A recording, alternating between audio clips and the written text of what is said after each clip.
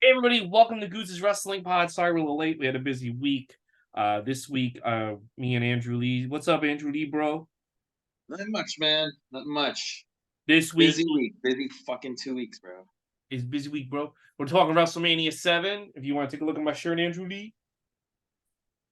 Oh yeah, Warrior and Macho Man. Oh yeah. Yeah, it's But it's like a Funko Pop shirt, right? yeah. I got it really cheap, but it's extra large, so like now it doesn't really fit me. But I I can wear think you should donate that shirt. I don't like the Funko Pops. Not a big fan of well, that.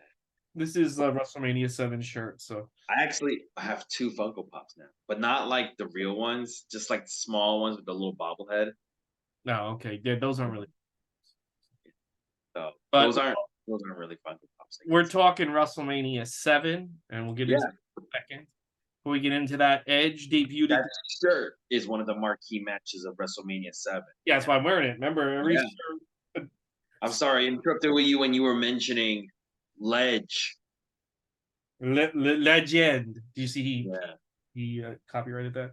Yeah, copyrighted Legend. I like that. And Cope and a whole Hope. bunch of other stuff. Cope and a whole bunch of other stuff. Yeah. But Uh, yeah, Adam Copeland. has signed with AEW. He debuted on last Sunday. He had a segment Wednesday with Christian, and now he has a match with Luchasaurus on Dynamite Tuesday. And in response, WWE has Cody Rhodes, John Cena, Paul Heyman, Asuka, and Undertaker is supposedly also going to be there. Yes, yes. They're actually bringing back Ultimate Warrior and Macho Man from the dead. They're gonna Having a rematch. yeah. Yeah, it is the first time NXT and AEW will be going head to head in I believe over a year at least at this A point, year. It's right? been a year. Yeah, the last time was when Hangman had his concussion. Yeah. Yeah, so it's gonna be this time. Every time they've gone head to head, AEW's won, right? This time, and WWE's used that excuse of developmental. Of course, we're gonna lose, whatever. This time they have no excuse. I think. Well, I think the reason why the people like why are they loading this one up. I think they loaded this one up because they don't want Edge to gain any momentum. Because Yes. I think that Edge is the one that has them shook. I don't think anyone else had them really shook. Wow. I Look think at the that ratings there. They shouldn't be shook. yeah, I know, but I think they Yeah. know that if Edge is allowed to like cook, he could create some good stuff. So I think they want to stop him right off the bat. I don't think it's a matter. I think if Edge had just been like, I'm gonna resign or I'm gonna retire, they wouldn't be loading up this NXT. I think it's all to do with Edge. For And you anybody who wants to know, by the way, the ratings for Dynamite this week, which with Edge's debut, actually the numbers were down from both last week and the week before. It's continuous yeah. down. Well, So Dave ratings Meltzer, wise, it's not there. Dave Meltzer said that Dave Meltzer said that well, Tony Khan said there was a glitch and some people's DVRs recorded Dynamite at 4 instead of 8, so it just recorded Big Bang reruns. So they're saying that affected them. There's only an excuse for AEW. According to Dave Meltzer, actually 9 million people watch AEW like a day. Actually, the whole world's watching AEW. But there's a glitch that Vince. But when Vince reports that 10 million people saw his show, he's actually lying. Only 4 people watch WWE. Exactly. Yeah. But there was a glitch. I'll buy the glitch story because I do not think Edge's debut would make the numbers go down. I think that's like I don't buy that. I do buy the glitch thing, and I don't buy. I've had friends who said that their DVR recorded Big Bang Theory and not Dynamite. Okay. Fair enough. Yeah, Fair enough. We'll have to see what happens next week, but the the deck is stacked against Edge. We'll see. But whatever, regardless, I think the fans are gonna win on Tuesday oh night. yeah. Here's the other thing too. I would say this. I would say this. Don't if you're Edge and Tony. Well, if you're Tony Khan, Edge has no power over. Maybe he does. I don't know. Maybe he. Do you think he signed Edge to that president deal that everyone thinks CM Punk had? Like now you're in charge of everyone, Edge, but we're not going to tell anybody. Maybe, yeah, probably. Tony Khan's such a Edge really probably he's didn't such even a ask yeah, for it. sure. Edge like got back his like contract, and he's like, "You added this thing that I'm now in charge of the entire company." Yeah, is that okay? Is that okay? I just really love you, Edge. I love you. You're in charge of the company, but we're not gonna tell anybody. Anyway, fucking I didn't watch the rest of Dynamite. I gave a shit. I watched the Edge of Christmas segment, and that's fucking money. I thought that was really fucking good. Let them tell their story. The numbers are gonna go up if you let them tell your story. I hope so. No one gives a shit about Kenny Omega and Takasha and Don Callis. Nobody gives a shit about Sammy Guevara. But these guys may get people to give a shit. So let them do what they're gonna do. Let's stay the course. Let Edge cook. I think something great is gonna come out of it. But you can't let these numbers get to you. Just tell the story. Me personally, I think the story will be great, but I still don't think people will give a shit. I don't think the ratings will. Really well, you know what I think. But I said that I don't think he's. Edge has never really been like a ratings, like a needle mover, But I think the thing that Edge is good at, and I thought about it, is the people that are around him come out better. Like John Cena came out better. That's true, but I don't think he's gonna do anything. Like he will give back to younger guys and help develop them. But as far as people giving a shit, I don't think it's really. I think he's gonna get someone over where they give a shit about that person. Yes, and that person will bring the ratings up. I also think he's gonna pull his dick at him, be like, "Look at this! You think you know me? You think you know me?" I think that. Well, the biggest mistake AEW made, and I think this is why the ratings are going down. I mean, I haven't watched. I watched the Edge segment, but I don't watch anything. And I'm not watching Rampage tonight, and I'm not going to watch Collision tomorrow. The reason why these ratings are so bad is because of the way that they fired CM Punk. I think the fact that today's basically been confirmed CM Punk's back at Survivor Series. And supposedly the rumors is they are still talking Survivor Series taking place November 25th in Illinois at the Allstate Arena right outside Chicago. It would be perfect timing, and in mid-September, CM Punk was doing his minor league MMA commentating gig, and he did mention he's going to be free for the next 2 months, which if you line it up, November 25th, right there, all the hints are there. See what happens. Yeah, I think that's I think that really caused them permanent damage. They'll never recover. I don't think they're ever going to recover from it, really. I think it was a mistake to This was the mistake to the fact that like everyone went so hard to vilify the guy and get like the hardcore AEW fans not to be into him. And I get it. He's a dick. I don't give a shit that he's a dick. He's the guy that makes the most money for your company. He's the guy that people are invested in. And when you let him go, all the numbers went in the toilet. So it's like you got people to either not give a shit about your company or not give a shit about him. So either way, you fucking lost. The way they handled that was so fucking horrendous. And I think we have yet to see how bad it's going to get. The fallout from firing CM Punk. Well, you know what else didn't know the numbers? This WrestleMania 7 main event. Boy, people were into it. I don't remember. I didn't remember the fans being that into it. Can I just say anything about? So we had a party for this show. Remember, I had a party with all those kids. Well, I was a kid. You were how old were you? Take us back. 1991. I was watching WrestleMania 7 with your friends. Was 10. I was 10 now 10. Old. Yeah. We're all watching this, and I had the same effect. We were really into this WrestleMania. The Macho Man Warrior match happened. We were fucking over the moon. We were ecstatic, right? Then you don't see it here, but they have an intermission at the pay-per-view.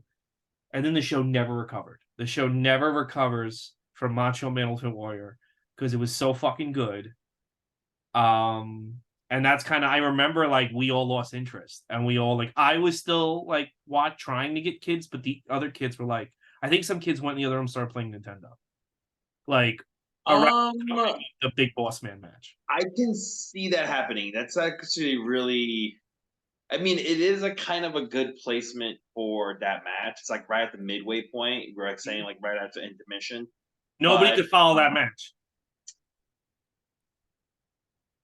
Storyline wise, probably not. Yeah, but wrestling wise, I think they could. But anyway, why don't we get into it? We're talking about the. I was mentioning off the bat WrestleMania seven dwindling numbers. We're gonna go right into it. WrestleMania 7, superstars and stripes. Get it, guys? Superstars, WWF, or Stars and Stripes. Fighting the war. Yeah, exactly. They're still doing this whole patriotic thing because they're right in the middle of the war. It's taking place on March 24th, 1991 in Los Angeles.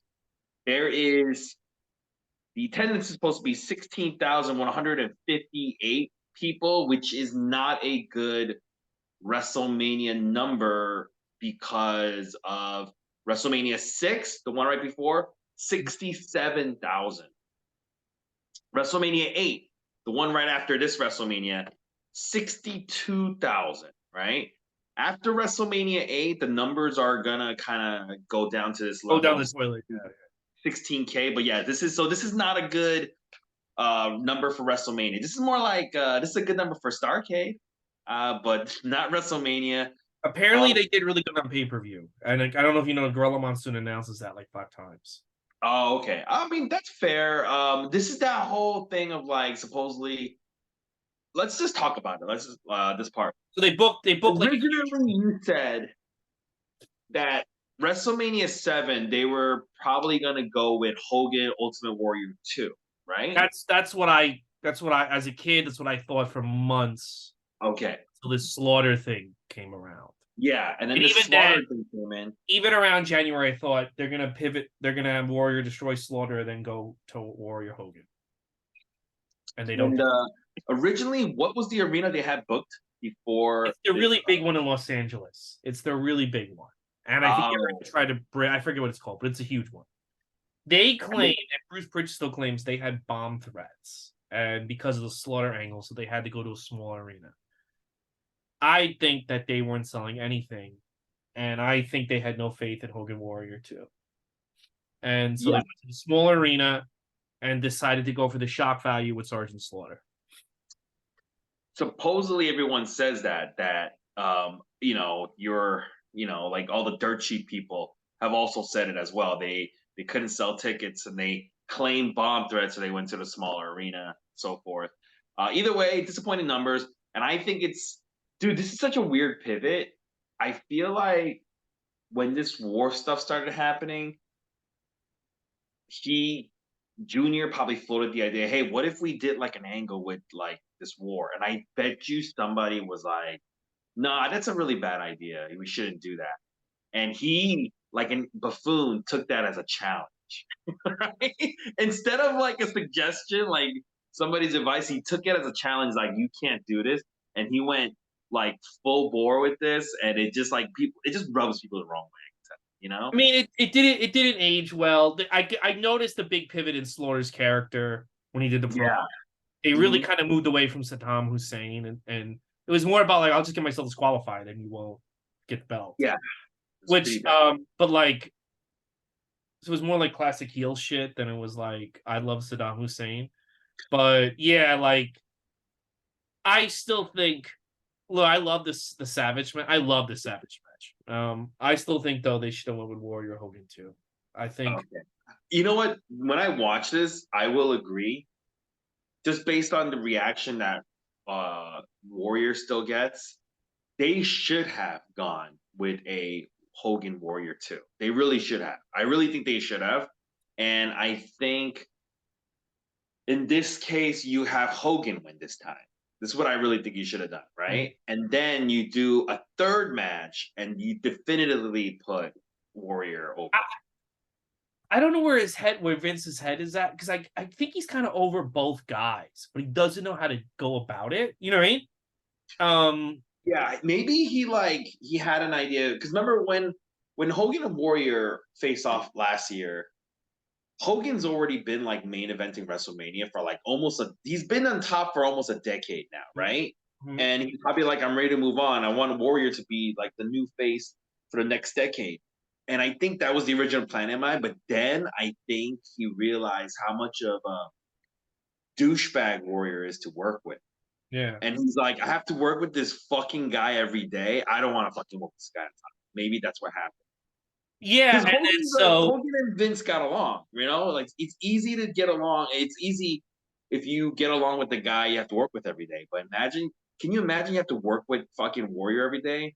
but then the other thing to consider is that the government is breathing down Vince's neck about the steroids that Mm, they were doing around the same time. around the same time. So I think he also realized I have to pivot from Warrior Hogan. I don't know how to go about it, and I don't know who it's going to be.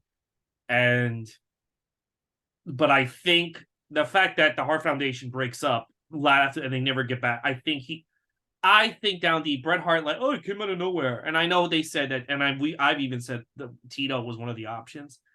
I think that he's like, I'm gonna pivot to Bret, but I need a year to do it Yeah, okay, that's fair enough. because Fine. Bret looks like a regular human being.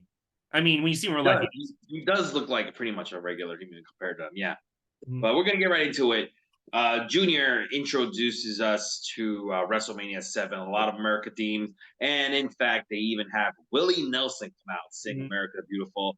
Willie Nelson still alive today. He is 90 years old today, dude. When I was watching this, he looked old dead. I You know he know? looked. Yeah, I remember being like, "Oh, this guy's old as fuck." Yeah, I liked his WrestleMania. I like that he wore like the official WrestleMania 7 shirt. I thought that was nice.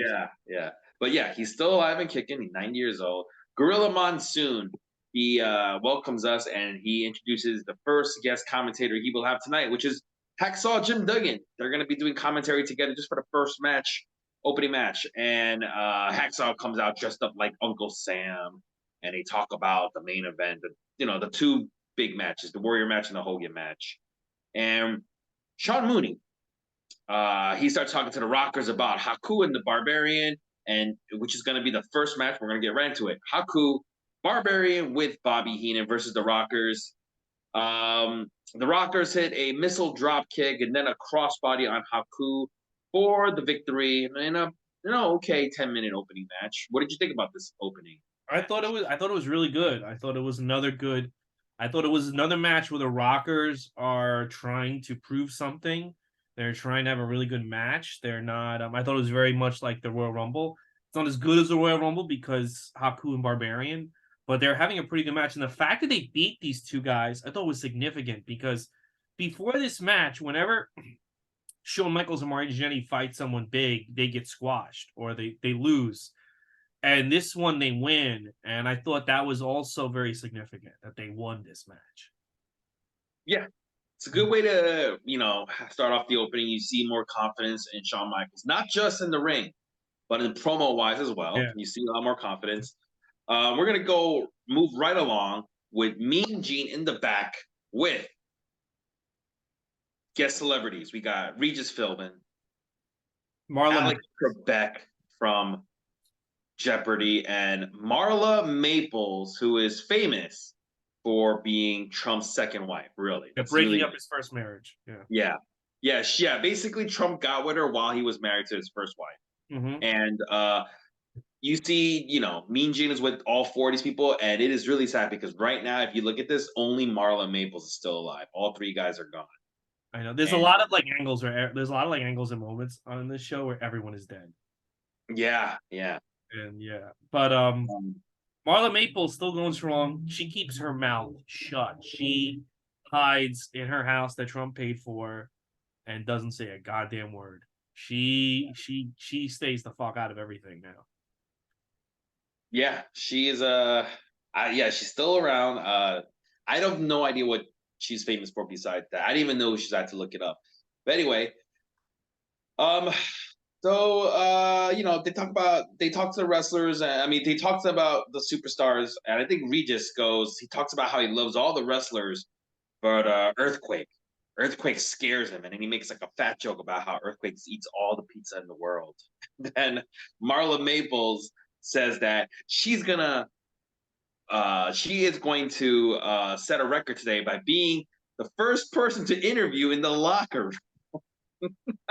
I swear.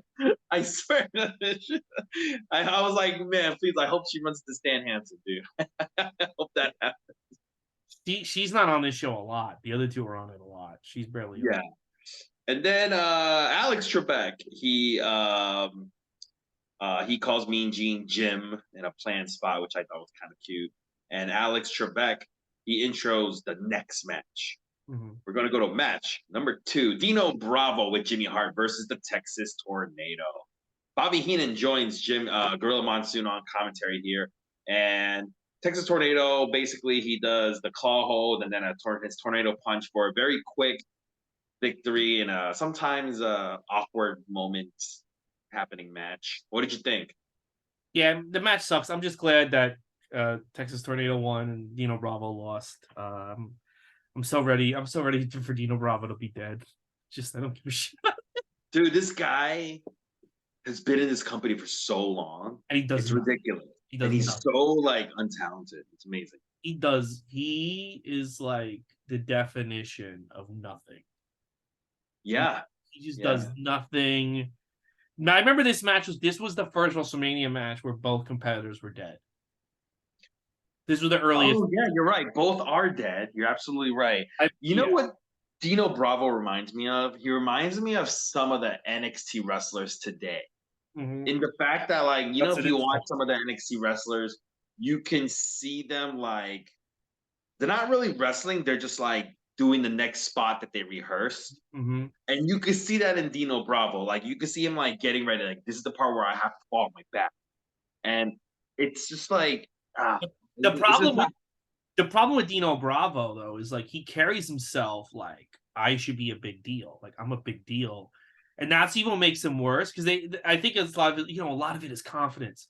But his confidence is like misplaced because he has no talent. He is not even an iota of talent. Yeah, that's true. He does not. Sean Mooney, he is in the back with the Warlord and Slick, and they cut a promo on the Bulldog. And then Gene counters that with his interview with the Bulldog, and Bulldog shows us that he's crazy by talking to his new Bulldog, Winston. Yeah, I always thought I always liked Winston better. Well, I forgot. I thought I'm like, oh, they brought like Matilda, and I realized he had another bulldog. The only one anyone remembers is Matilda. I mean, I named my dog Matilda. So I'll be honest with you, I for the longest time only knew Winston because the tag team was kind of a little bit more ahead of my time, right? Because I was like a really little kid and I probably wasn't watching wrestling, but I always thought the dog's name was Winston. And then when people were like, it's Matilda, I was like, oh, maybe I was wrong. And then I was like, and then when I saw this, I was like, yeah, that's right. It is fucking Winston. I remember fucking Winston didn't last like Matilda. Matilda basically had a longer run than CM Punk in AEW. Like Matilda, because Matilda was willing to do favors for Junior in the back. Yeah, so Matilda had merchandise made. If you look, there's Matilda shirts, there's Matilda dolls. Like I don't think they ever did anything for Winston. Winston was a jobber, all right. He looked like a. The funny thing is though, he looked way more cooperative and happy to be there than Matilda. Matilda always looked mortified. Like I don't want to be here. Winston, when Winston gets in the ring, and Davey holds him up, Winston looks like it's so cute at the end when he looks like Winston up, and he just looks like a happy dog. He's so like cute. I'm all about this. Like give me a whole stable. Like I'll manage you well. Like I liked it. Yeah, he looks so happy. Anyway. That's why Vince fired him. He didn't like the fact that he actually. You can't. Yeah, if you said that you're happy, he doesn't like that. Yeah. All right. So Warlord versus Winston. Warlord versus the Bulldog. Bulldog hits the running power slam for the victory. What'd you think? It was a nice. I remember like some people said that this was. I think Batista said this was like his favorite match as a kid, which is there's some Batista people said that he was a big Warlord fan. There's some people who are like really big Warlord fans, which makes me wonder like why didn't they? There are people who like really like say like they love Warlord, and there are people who say they love this match. So I'm wondering like should they have done more with Warlord? I don't know.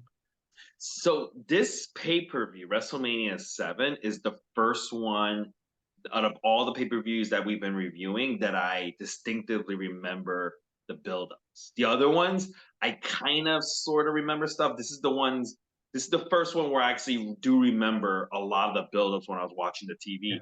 And I remember thinking I was scared for Bulldog because Warlord used to scare the shit out of me. I don't know, he's humongous, right? And I like that armor he had. The armor was the armor on his there were times where I even thought like he was wearing that hat thing because half his face was deformed. Yeah. Even though he would like take it off, I'd be like, maybe he got. And I legit thought I was scared for a Bulldog. I was like, he's gonna lose. He's gonna lose. So yeah, I can totally see where people say they really like Batista saying he loves this match. Like, Warlord was cool back then. Just like, Yeah, it's a good win for Davey Boy. You know, they're trying to get this guy over again as a yeah, single. the fact that he beats this bigger dude because he is Warlord is bigger, it is very impressive. Absolutely. Yeah. Mean Gene, he's in the back with the Nasty Boys, and they're cutting a promo on the Hart Foundation, calling them the Stink and the Pink. I love that. And then after the promo, the Nasty Boys, they take Mean Gene's hanky and they fucking blow snots all over and they put it back. He's not Gross feeling. moment. Sean Mhm. Mooney counters that with his interview with the Hart Foundation, and they call the Nasty Boys the bottom of the barrel. They're going to have no problem with these guys. We're going to go into our fourth match for the WWF Tag Team titles. Up to this point, none of the heels actually get an entrance. This is the Nasty Boys are the first heels to get an actual entrance. Yeah. And Gorilla Monsoon, he does mention that Power and Glory kind of gave basically the Nasty Boys this title shot. Yeah, And they I remember so it was a tag team battle royal on Superstars for the WrestleMania match. And it's down to the Nasty Boys and the Road Warriors, and the Power and Glory pulled the Road Warriors out. Legion of Doom. Legion Sure. of Doom. Yeah, sorry. Legion of Doom. Sorry. WWF. Legion of Doom, please. Stop comparing it to WCW. Speaking of, right before this match begins, they show Macaulay Culkin ringside watching. Let me tell you, I was not impressed. He's no Jason Harvey, all right? Dude, it's so funny, like how many celebrities they have, and WCW only Jason Hervey. Like even if they win it, Marlon Maples, I mean, is still a bigger deal than Jason Hervey. Like at this even time, today, yes, because he's like in the no, but forefront even of today, I yeah. would say she is. Yeah, even today, because she's Yeah, but they show Macaulay Culkin. And this is like, when did Home Alone come out? When did this fucking movie? It had just come out. It came out in Really? 19. Yeah, it came out in the winter of 1990. Oh my god!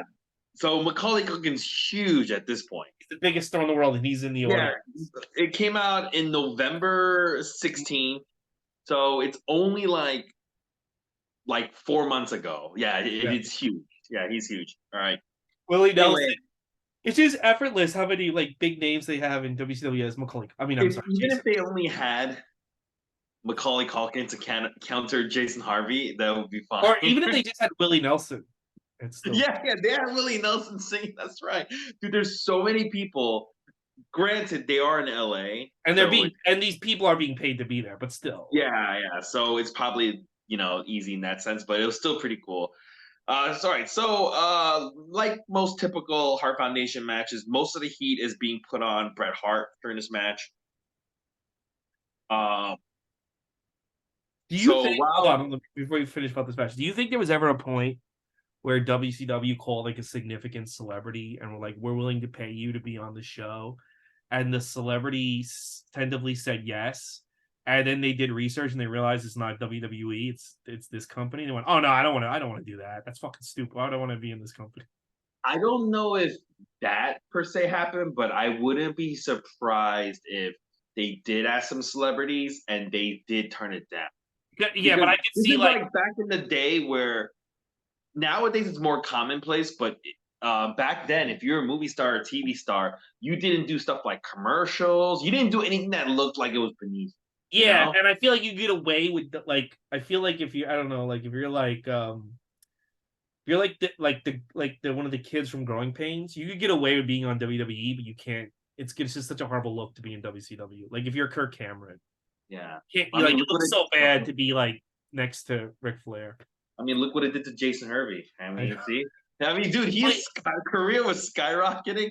It's WCW that brought it down. Well, listen, he did get to fuck Missy Hyatt when she was hot, so I mean that's true. When she was out, yeah, give him that. Give him that. It's not like Macaulay Culkin got to bang Sherry, although who knows, maybe. No, I heard he got. I heard he got to finger bang Winston. So that's why Winston left. Yeah. So, anyways, Bret Hart is getting beat on most of this match. When Jim Anvil Neidhart finally gets into the ring, Brett also comes into the ring and he chases fucking Sags around. And they eventually all get in the ring and they hit the heart attack on Knobs. But the ref is like really annoyed at Brett because Brett was like coming in legally and he was in there for a long time.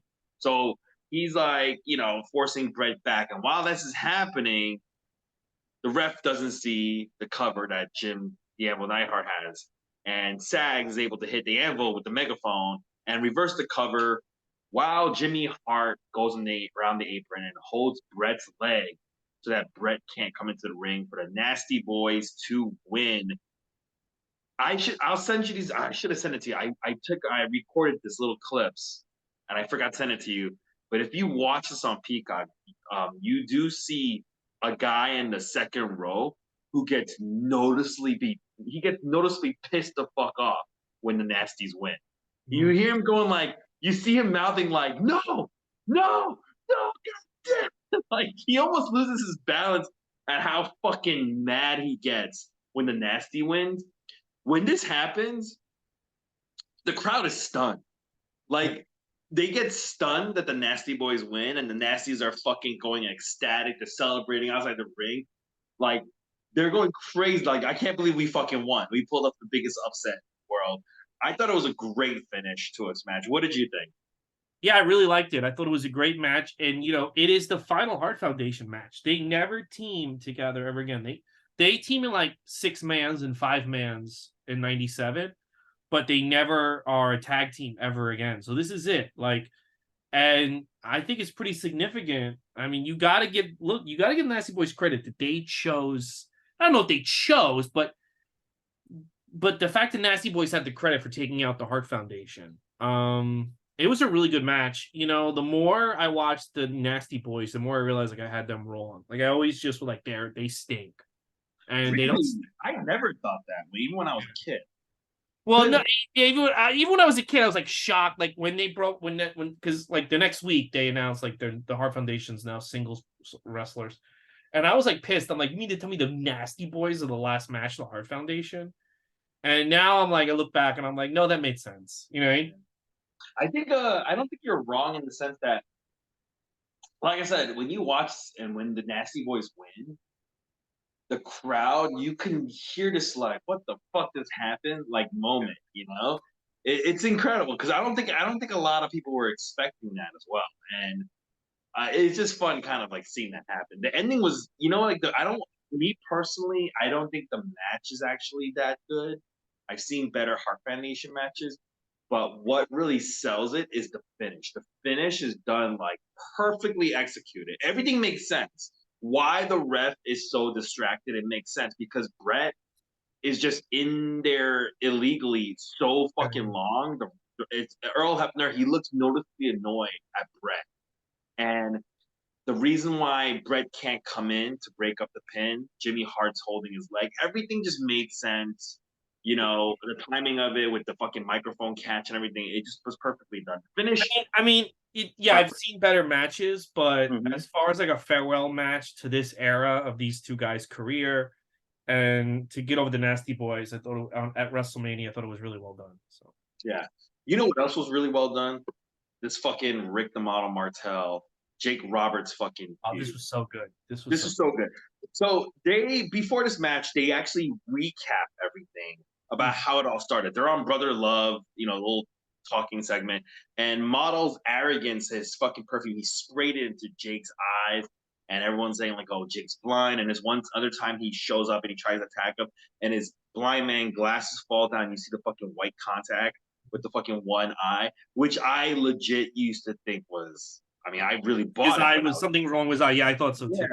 Yeah, it's great build, and this is gonna build up to the blindfold match. And I remember this build as a kid. I remember thinking how fucking cool it was, and I can't wait for this Model to get what he deserves. So we're gonna go to match number 5, the one of only 2, I believe, blindfold matches WWF will ever do. Am I right about that? Yeah. Yeah, they try it with decades other later. companies try it and they never nail it like these guys nailed it. Yeah, dude. To be fair, the other one that the WWF would do with D'Lo Brown was in it, I believe. D'Lo Brown and Triple H. Yeah, even that does not live up to this one. This one's amazing. Blindfold match: Rick the Model Martel versus Jake Roberts. You know what I love about this right off the bat was like, this is when the walkway to the ring is like curvy kind of, and the way they fucking zoom up, I just fucking love it. I love their camera stuff. The crowd is so fucking hot for this match. You know, they're ready for this, and what do you call it? The basically the premise of this match is both guys have this hood on their head so they can't see. So Jake Roberts is this thing where he moves his hand around and he's pointing, and the crowd has to let him know where Rick Martel is by their cheers. Mm-hmm. And Rick Martel, to his credit, does all the goofy comedy spots to make himself look like the dumb heel. Like he's missing elbow drops. He's just like running into ropes and stuff. It's perfectly well. They're both doing their job in this, and they both end up outside. And Rick Martel even fucking slams the chair on the ring post, to give himself the jitters. And then Jake Roberts pulls him back in and hits the DDT for the victory. What did you think about this match? Oh, I loved it, and I loved it as a kid. We were screaming along with the crowd for Jake. Jake, even when he was pointing, you guys were like, yeah. Jake makes this match. His body language is so fucking good because they could see. They really, I don't know if you know. Yeah, of course. The hood, by the way, yeah, it's see through. Yeah. But so they know the audience doesn't know because it's a black hood. Yes. But yes, and Jake's body language handled it. So this is a story that like the day of WrestleMania, Rick Martel's in the dressing room, annoyed, like, oh, we gotta have this gimmick match. So I thought we were gonna have like a regular match. And Jake's like, what are you, a fucking idiot? You know how much money we're gonna make, and we're gonna do nothing tonight, and everyone's gonna eat it up. This is the easiest like 20 grand you've ever made, or however much they were making for this match. And he said it was great. He goes, I pointed, I didn't have to take bumps, and this is the type of match that could happen at the perfect time in like wrestling history, because people are too smart to get lost in a match like this ever again. Like right around like 96. Oh, I read Dave Meltzer, and I fucking listen to podcasts. I mean, I know they were podcasts, but people start getting too like self-aware to be lost in a match like this ever again. So like this was the perfect time for this to happen at WrestleMania. And it was awesome. This match was so good. I was thinking like, I think I would be okay watching a blindfold match now. Like if they did one now. But I don't think the fans would be into it like they were back, because people would. I don't think you would have anybody as talented as Jake Roberts and Rick Martel doing Yes, this. but even if they Rick Martel really also, you gotta like, the reason why the Triple H D'Lo Brown match didn't work is because Triple H as the heel was like unwilling to fucking make it look like a he doesn't. Well, he never. Yeah, dude, when we get to that era, Triple H, I'll be going on rants. But even if there were guys as good as these two, these fucking fans don't want to like get lost in the hokey bullshit. Not that it works, but like they don't want to get lost in the storyline. They want the storyline to be like, this insider nonsense that MJF does. Like they don't want to get lost into like this story about like I got blinded by perfume, and now I want to get revenge. Like, but it worked. I thought it was great. I had a good time with it. Oh, your mic went dead.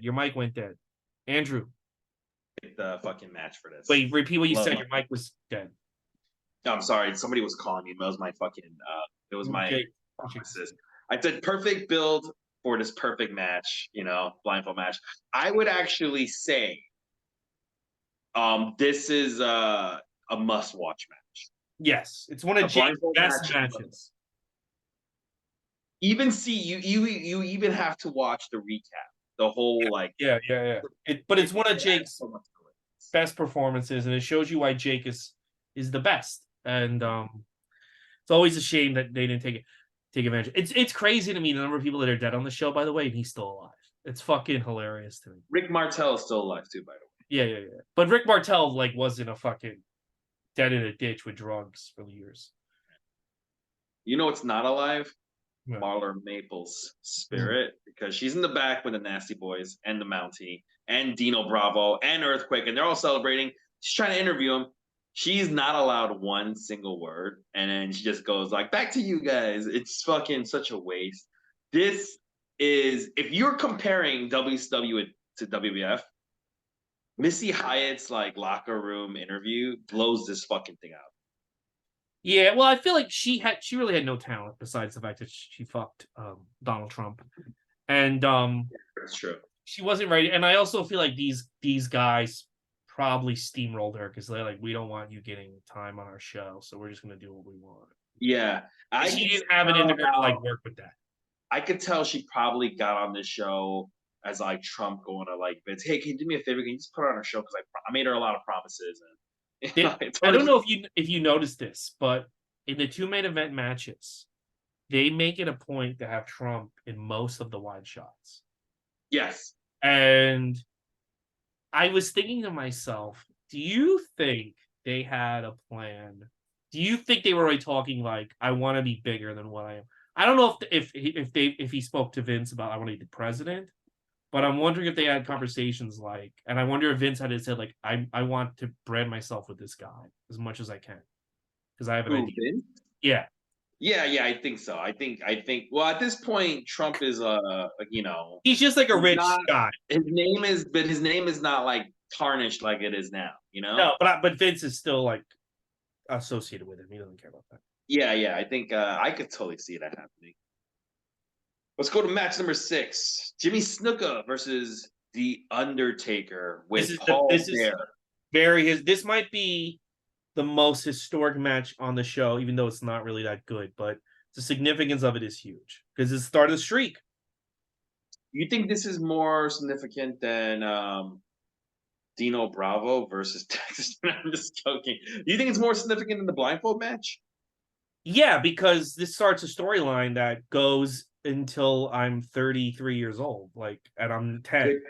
Good point. And they kind of stumble in on it. I mean, if you don't know anything about wrestling, you just watch this show, you probably forget about this match. Like you don't let's say someone who that'd actually be fun if we had a third person on who knows nothing about wrestling. And we could do that. Shows develop. That'd be interesting. So if you don't know anything about wrestling and you're like, oh, here's another goofy gimmick, you probably forget about the match when the show's over. But this match starts off this epic saga that goes until, this doesn't get resolved until Daniel Bryan is wrestling, Charlotte's in the company, Sasha Banks, Becky Lynch. This doesn't get, the Shield is in, that's how long it takes to get resolved. It starts now and it doesn't resolve until then. That's fucking crazy. I mean, but to be fair, that's not the idea they had in mind when they were doing it. No, but and also the great thing about this match too is that Gorilla Monsoon and Bobby Heenan's commentary was weaved in to future video packages to make it seem like they always had this idea. Oh, yeah. They're really putting him over well. Oh yeah, absolutely.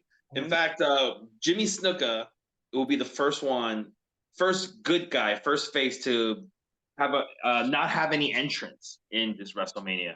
Doesn't deserve Undertaker comes out and he comes out with Paul Bearer.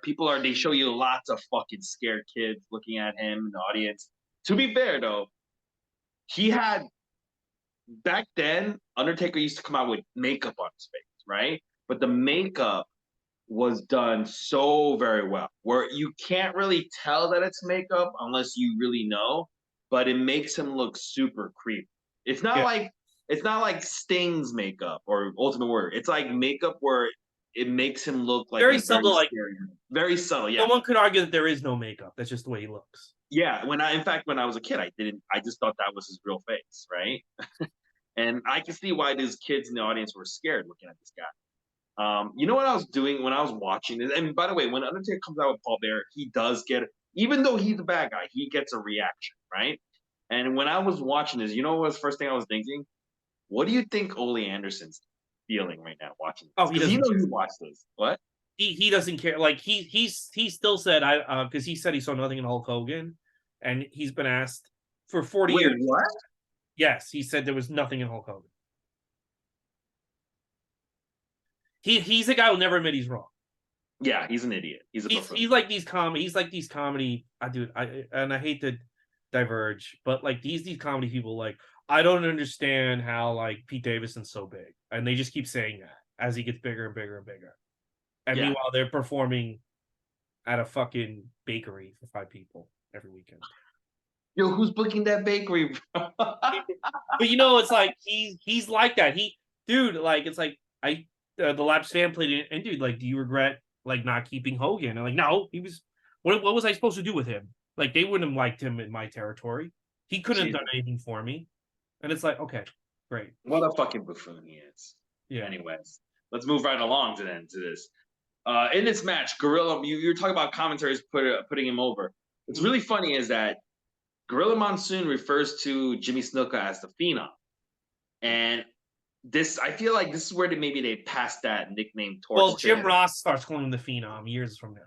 Ah, okay. But they never called Jimmy Snuka the Phenom ever again. So maybe like he seemingly took it from him that night. But yeah, just know that used to be Jimmy Snuka's what do you call it? His nickname until they found out. They also call him the Murderer, and now that's Undertaker's name because he murdered. Yeah, that's true.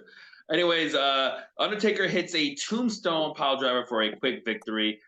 This is a squash match, but I will say it is a very good squash match. This is like if squash matches were like reviewed the same way all like regular wrestling matches should be reviewed, I would say this is a very good one because you got the person who's jobbing is the established name, which is fucking ridiculous. You know, you don't have that happen. He was 10 years prior. He's like one of the top guys in the company. That's what I'm saying. Yeah, right before Hogan. It's like if CM Punk came back and then got squashed by Von Wagner from NXT or Braun Breaker. Breaker, squashed by Braun Breaker. No offense at WrestleMania, and like it's like wow, because I was thinking to myself that too. I'm like, this guy was like one of the hottest stars in the company, and now he's just being dominant. Yeah. Oh no, but actually, he does. This is the part that makes this match good. He does get some offense in, but Undertaker is like not phased by it, which makes it even better. So Jimmy Snuka is like hitting him with the fucking headbutts, and like it normally makes the opponent fall down. He's just staggering, and like the more like Jimmy Snuka's hitting him, and this guy's just like popping back up and stuff, and Snuka's playing it off like, what the fuck?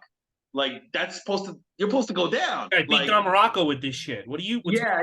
He's like like the way he's reacting, you could tell like that's a thought in his head. And the way the finish happens is Snuka tries to do like a springboard, and then fucking like Taker catches him, puts him in a tombstone power drive. It made it more, and I think if they wanted to do this wrong, let's say they were like, all right, Snuka and Undertaker, you're gonna squash Snuka. The way they could have done it wrong is just like, boom, he hits a tombstone, it's over. I think that would have been wrong, right? But the way they did it like this is way better because it's got more of an impact. And you're showing that this established name, he can do his best moves and it still can't take this guy. Yeah, they're telling the audience like the offense doesn't matter. Yeah, it's very impressive. This is why if you're listening to dirt sheet writers who only review like long dramatic matches, you're listening to the wrong guys. Squash matches. I guarantee this match got like 1 star, Dave Meltzer. Yeah, and that's stupid. This is a match. Another one. I would say you must watch. You must watch this match because, as Ray mentioned, it's historical purposes in wrestling, right? The start of the streak. And number 2, you're going to see a squash match done right where the jobber is actually the more established guy. All right. Yes. So enough sucking Jimmy Snuka's dick for once. So let's go. I'll move right on. We get a recap. Wow. You know what I just noticed? Holy shit. What? We're going to have 4 matches in a row that are good to watch. And I would, I could see all of them being like must watches, like the tag team match with the Nasty Boys and the Hart Foundation. Yeah, bro. The blindfold match, the fucking Snuka versus Taker, and then now we're gonna go into Warrior versus Savage, kind of like one of the marquee the other marquee match of WrestleMania 7. We get a recap of everything that's happening between these guys, like, from the Royal Rumble and everything. And as this match is getting ready, Bobby Heenan starts looking around and he goes, "Hey, is that Elizabeth in the crowd?" And they pan to her, and Elizabeth is sitting in the crowd. And then they're making, well, or she's gonna be here because this might be Macho Man's last match, because this is a career-ending match. You know what's so great about that is that, like, what makes this match so good and a lot of stuff so good is that everyone has a role in it. Like, Bobby Heenan has a pivotal role. If he doesn't do that little, like, I'm listening to you, but I'm not listening to you because I see something weird, and sets that up for the viewer that Elizabeth is in the building. Like, everyone has a job. I think that's why it's so good, and they don't really have that now. I mean, I guess they do with Wade Barrett, but it's so good to have like an ex-performer on the commentary team, because then you can have, like, Bobby Heenan is adding to this match, and he's just sitting there. Yes, but you're absolutely right in the way he fucking sells it. The way he does sells it. He does it perfectly, where he doesn't just like I can't picture Marla Maples doing this. Like, she's gonna fuck it up. Well, I can't picture Corey Graves doing this. Yeah. That's how good he is. The way Heenan does it is perfect. He's just like looking, and he notices, and he goes like, hey, like, it's good. Yeah, I But you agree know with what you. else is good? Because you could tell, like, he's trying to listen to Gorilla because he's trying to do the job that he was hired to do. And he knows Yes. I have to listen to what Gorilla is saying, but I can't stop looking at this thing. So in your mind as a viewer, you're like, because for half a second, I was like, even though I'd seen this match a million times, I'm like, is something wrong in the broadcast? Is like Vince yelling at him in his ear? And then I'm like, oh no, this is the part where he sees Elizabeth. But like, as a viewer, you're like, what's going on? Like, maybe something that's not supposed to happen is happening because he's not paying attention. Yeah, it's really good. And Gorilla Monsoon also does a good job where he's trying to like come up with a reasoning why she's there. You know, like, oh, maybe she's there because it might be Randy Savage's last match. Who knows? So it is match number 7. Match number 7, career-ending match: Warrior versus the Macho King, Randy Savage, with Sherry. And Warrior's got some really great airbrush tights. He's got, like, on his knee pads, he's got like the Ultimate Warrior's face, and on the other knee pad, he's got Macho Man's face. Man, I was thinking about this, man. Who you got like as the best airbrush tights kind of guy? It's RVD, right? Who else is there with the best? Ravishing Rick Rude, right? Mm-hmm. And I guess Warrior, right? They got the best The Nasty airbrush. Boys, Jimmy Hart's jackets. I'm not Nasty Boys. Jimmy Hart's jackets are airbrushed. Jimmy Hart's jackets, good point. Yeah, they were always spot on. That's a good point. That's good. All right, so in this match, Sherry gets involved a lot, like from the beginning. And a lot of the times when she's getting involved, doesn't really do anything. And even, actually, one point you get a fucking Hogan chant. Did you hear the Hogan chant? This? Yeah. There's not really actually if you're looking for Daniel Bryan versus Zack Sabre Jr., this is not it. This is not one of those matches. Yeah, there's the wrestling in it is not even that good. There's even a point where Warrior does like a really dumb move where he just starts running the ropes back and forth, back, and then he fucking misses a headbutt, and even the audience was like, "What the fuck was that?" It's really dumb. But that's not the point. This is not a wrestling match in that sense. It's a story match, and that's what it is. Yeah, that's what this is. Because like, you know what, you watch it, the crowd is super into it, right? Yeah, and yes, I'll tell you the moment, and then I realized something. The moment where we were like, "What the fuck is going on?" is when Savage hit 5 elbow drops, because we had never seen anything like that, and I think the audience is the same way. And because no one now, they spam finishers left and right. And I realized this is the first match where the characters are hitting their finishers and the other guys kicking out. That's right. Remember, and they don't kick out. That's right. Remember, this is 1991. Mm-hmm. There's no kick. There's not a lot of people. The only person who's kicking out of finishers at this point is Hulk Hogan. Okay. But even like Hogan, like sometimes but sometimes the finisher doesn't even land. He gets out of the way and then hulks up. Yeah.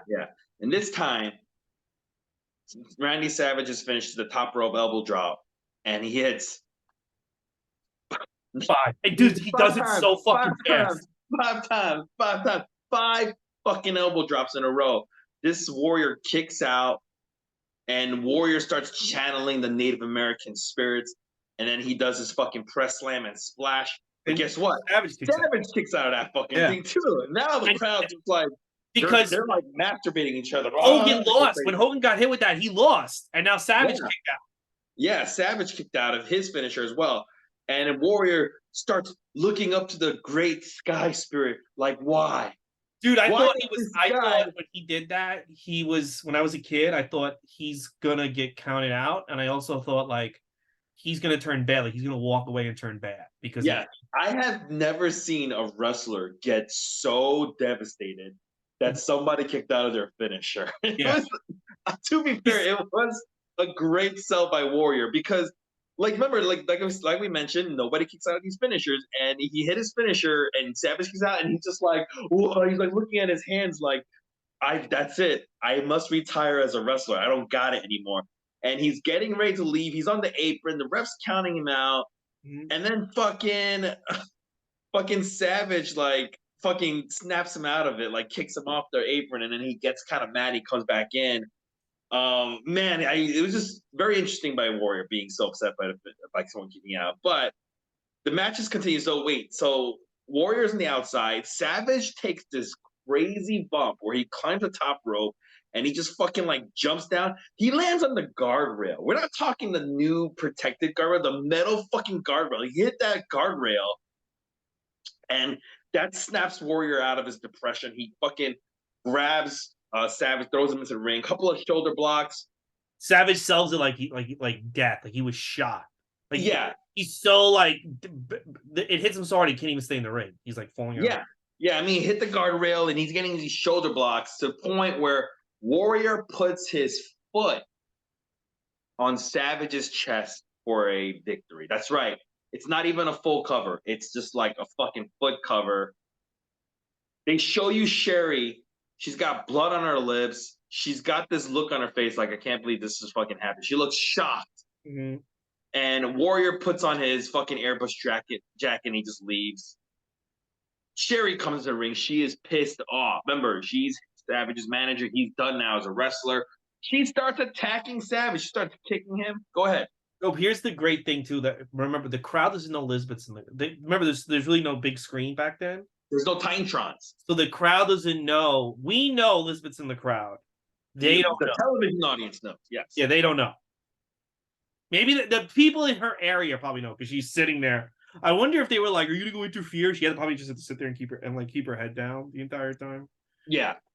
But anyway, and I'm gonna give Elizabeth some credit too. When she didn't really have much of a role until the finish, but when the camera did pan to her, she had that like her classic like I'm kind of nervous about everything look. you know what? You know what's smart too is that she's also like in a shitty seat. Like she's not in a good seat. Yes. So it does seem like she went and like bought the ticket.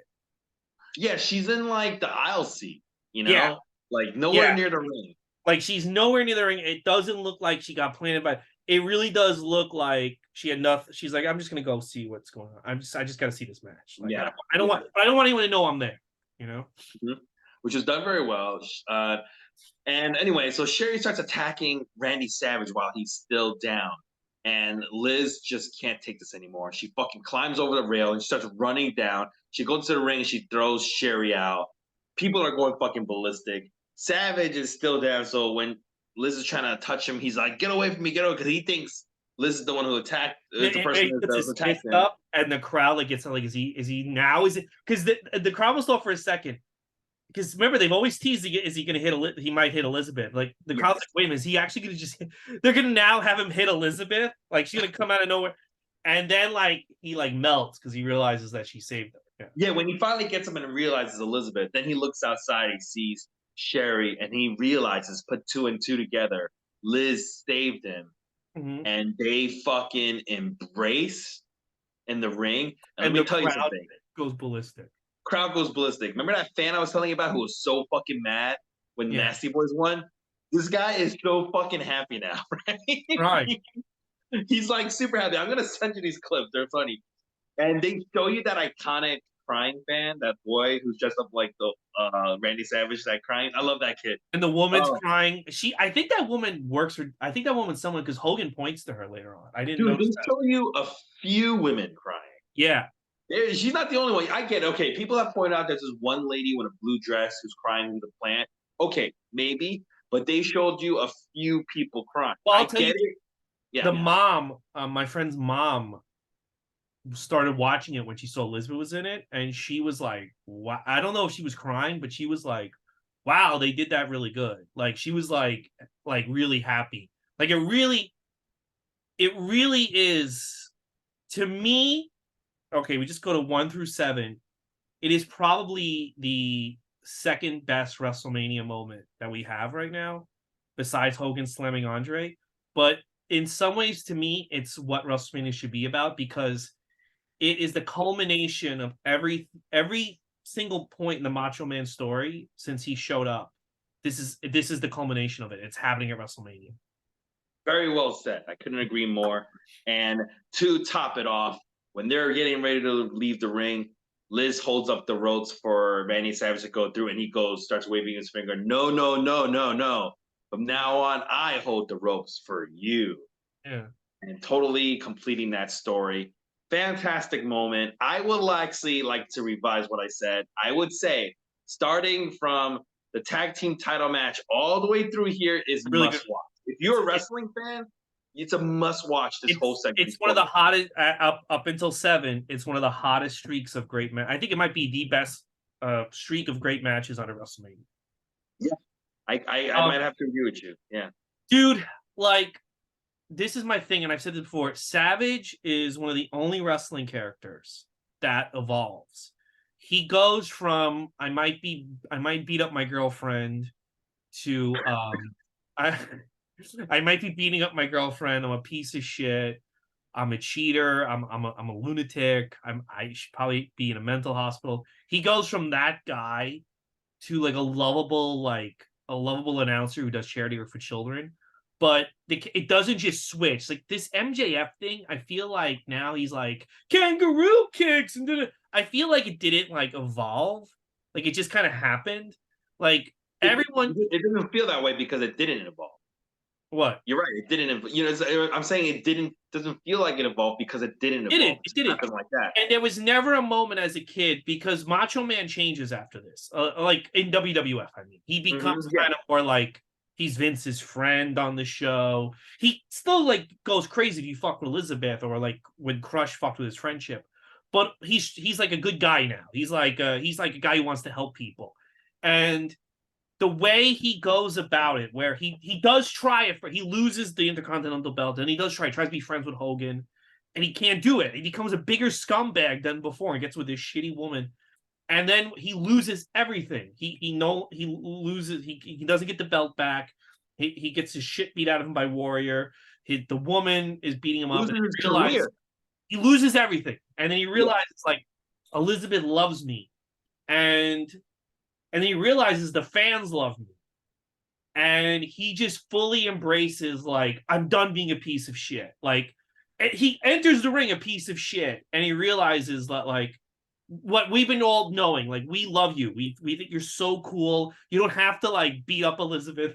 We think you're you're, like, one of our favorite wrestlers of all time. And he just accepts it. And, like, dude, no characters grow like that. And it fucking annoys the shit out of me when I watch this match that he should just be he should always be in the top 5 of the greatest wrestlers of all time because nobody has this fucking arc like he does. And nobody has this many great matches while he's doing it. I would say I agree with you that he should be considered in the top 5 of greatest WWE superstars. And I would even say I think this might be the best storyline. Like the story arc, this character arc, might be the best character arc, story arc that WWE's ever done, ever. Ever done. Yeah. And the payoff is, and they've been burying this payoff because the more I think about it, the more I think about how they bury this guy, I really do think he fucked Steph. I really do think that has to be the only. People like those the Slim Jim deal. It's this, that, and the third. Bro, CM Punk sued them. CM Punk basically said their medical doctors don't know what they're doing. he's going to come back and get his dick sucked in the middle of the ring in 2 months. So it's not like money. It's not like it's something went down with Steph. I'm telling you, that has to be the reason. Andrew Lee, bro. I don't know. We'll find out. But Well, anyway, I don't. Well, she'll probably tell us soon because she's yeah. pissed. But what I'm saying is like, what's my whole fucking point? This is such a good. I love, dude. Like sometimes when I'm rewatching shows, I'll look at my phone. I'll be doing stuff while I'm like, this match. I was just watching this match. I just couldn't stop watching this match. Yeah, like I said, wrestling wise is terrible, but storyline wise, it was very, very well done, perfectly executed. This is my whole point. What I just wish that they would like invest in a storyline and have a payoff like this, because like if you just, and I know they're trying to do with the bloodline, but the bloodline is so fucking herky jerky now at this point. Like there's never a moment. There was never a moment in this story where like Elizabeth suddenly kicked Macho Man in the balls, started like making out with Honky Tonk Man, which I feel like now they would do. You know what I mean? They would have like this steady build, and then Elizabeth would be like in a sex video with fucking Jim Neidhart, like just to shock everyone at the end of a Raw. But they just have patience, bro. Like they need to have more. You know what? But it's like a lot of things in life right now. Back then, there used to be just more patience. I don't know why. We just, do you have to wait for things back then more? But then, yeah, like, you know what it is? Payoff was perfect. Payoff was perfect, and then you realize, like, because this is what happened to me as a kid. I realized, like, I'm watching this man have this whole like story, but like it's just happening on the show. It's not like, you know what I mean? Like I'm just watching this guy evolve, and like I've been part of the story this entire time, and I haven't realized it. Yeah. No, yeah. You don't realize it until the ending. Yeah, that's what makes it even better story, because you don't even realize it's a story, a complete character arc story until you get and the to story's not even done, because I feel like the final chapter is next WrestleMania. But we'll talk. Yeah, when he fucks Stephanie. When he fucks Ric Flair in the ass. All right. Dude, but also fuck Ric Flair. Ric Flair always wants to say how bad Ric Flair on his podcast, I want to punch Ric Flair in the fucking face. This guy is so much better than you fucking. Randy Savage is better than Ric Flair, 100%. There's no 100%. Yes. I'll argue that with anybody. I don't care. Yeah. Anyways, this is the part of the show, as Ray mentioned early on, that there is an intermission. This is actually the perfect time you need to do it. Yeah, you need to decompress. Yeah, you need to decompress after this. Fucking people are crying, for God's sake. You need to decompress. Yeah, they need a beer. So we're gonna get a bunch of talking segments. We got Regis. He's in the back with Undertaker and Paul Bear, and Undertaker's measuring Regis because he's getting him ready for the casket. And Regis gets scared, so he throws it to Alex Trebek. Let me do a little Alex Trebek tribute here. Put on my Wheel of Fortune hat. We didn't do that show, bro. I know. Anyway, Alex Trebek, he is with Demolition and Fuji is back to being Demolition's manager. There's no more Axe, though. I think he's like old at this point, right? Axe quit after Survivor Series 90. It's over. Okay, yeah. And then after he talks to Demolition, he throws it back to Regis, who is with Tenryu and Katao, who both say nothing because they're Japanese. And it starts getting a little racist with Regis Philbin. So they throw it back to Trebek. Trebek is with Jake Roberts, and he's at the snake, so it scares Alex Trebek. So he runs away back to his comfy home at Trebek and Jake the Snake are really good together. What? I really thought Trebek and Jake the Snake had good chemistry. I actually thought Trebek had good chemistry with a lot of people. Yeah. The thing with Demolition was okay. Regis with fucking Taker and Paul Bearer was okay too. I don't know if like back then they got coaching or something, but like this isn't the first WrestleMania where it's like this. Where who was that guy? Bob Uecker was great with a lot of superstars. Do you think they got who was it? Even that a lady from Entertainment Tonight? What was her fucking? Well, but they were better. They were better at being like hosts. I feel like entertainers back in the day were better at being hosts. Like hosting is a skill, Yes. That's why like Nate Bargatze always said, like, I'm a horrible host. I don't know why Caroline spoke to me to host. Fucking amazing. He's doing Radio City. We're taping this on Friday the 6th. Tomorrow night will be Radio City. He's an amazing headliner, but hosting is a different muscle. And I feel like a lot of entertainers, and when you're a good host, like you can be given fucking the Great Muta. You could be given like Stan Hansen. You can make it work. Doesn't matter. You're not in wrestling. You can make it work. Yeah. To be fair, all these segments are pretty pointless. You're not going to really enjoy them, but keep in mind, this is during intermission. It's designed to kill time. People have By to the way, did you So I found this out, but I forgot. I meant to do research. Do you know why Tenru and Kateo were on this? Yes, I do. Okay, so let's get into it. 'Cause that's the next match, right? Yeah, it's the next match. Yeah. Match number 8, Demolition, which is Crush and Smash with Mr. Fuji versus Jinichiro Tenru and Koji Katao. And Tenru basically hits a powerbomb on Smash for a very quick victory. Tell us what you want to tell us about why Tenru and Katao are there. I didn't know. As a kid, I thought they were a new tag team debuting, and I thought like, oh, they beat Demolition. They're going to be around for a while. And then they never showed up ever again. So years later, I found out the reason, but I forgot it. So you know the reason. You tell me. Yes, this is going to be very interesting.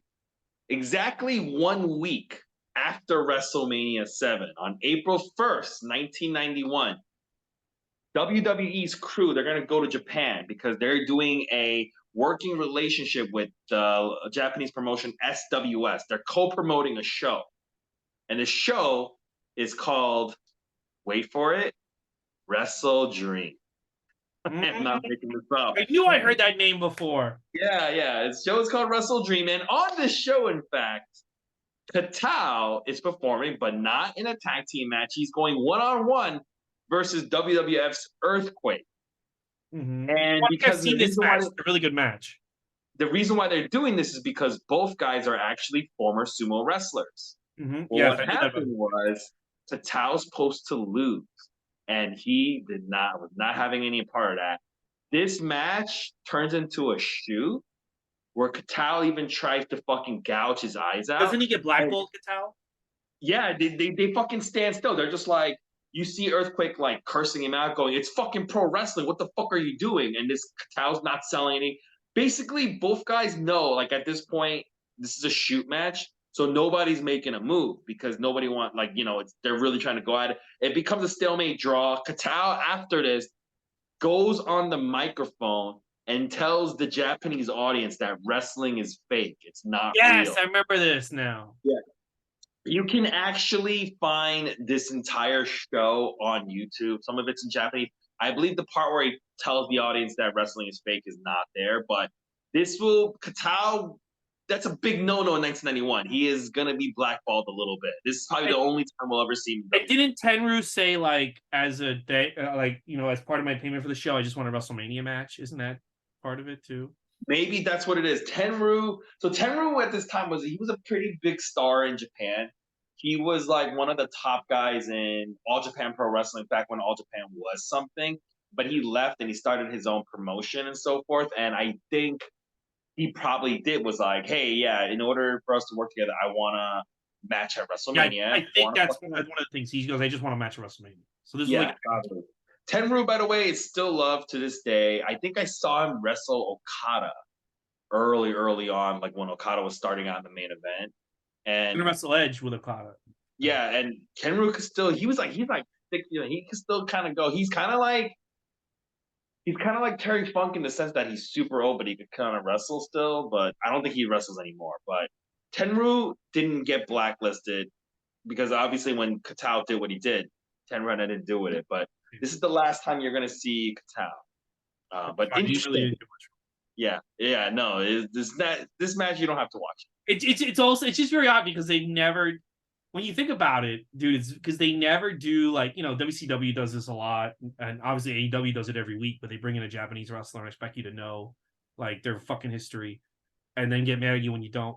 But this is the first time WWE just brought in two Japanese guys and like put them over, no explanation, and then just went on with the show. You know what? It's kind of interesting about this that I found is like, man, I wish WWE would do this more, where they just like co-produce a show with another promotion. I mean, I think it would be great, and I think it would be fucking awesome to just like one WrestleMania, just have Josh Alexander defend the Impact World Title in the mid card. Yeah, yeah. I think I was that'd be saying, interesting, and I don't see how that could hurt WWE or Impact. I just think, you know what it probably would be if you left out someone like, fucking, I'm trying to think who hasn't been fought. If you left out Braun Strowman in WrestleMania, but you booked Josh Alexander, I can see the locker room being very upset. You know what I mean? yeah, but like back in the '90s, WWF kind of had this like working arrangement with a lot of like other promotions, like Yeah. like even FMW. I think they had like Shawn Michaels, like, oh, we're gonna send some wrestlers there, and Shawn Michaels like Well, referee Vader the and match. Undertaker wrestled in Japan. Yeah, but like, Yeah. why don't they do that anymore? I actually like that kind of shit.